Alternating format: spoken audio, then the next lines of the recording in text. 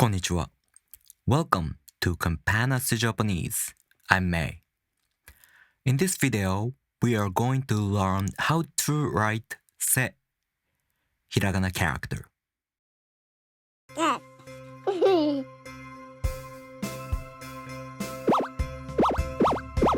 Campanas Japanese.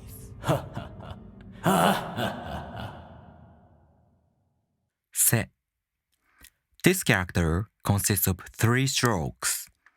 As I mentioned in the overview video, Japanese strokes always start from left to right or top to bottom.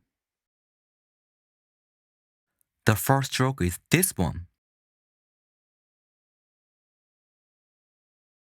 It goes from left to right with a stop at the end. Remember, in hiragana, there are 3 ways to end a stroke: jump, stop, and sweep. As I said, the first stroke ends with a stop. The second stroke is this downward stroke. It ends with a jump like this. The last stroke is this one. It starts from the top and then it curves to the right with a stop at the end.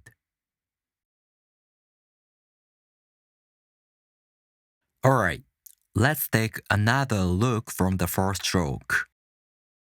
1, 2, and 3.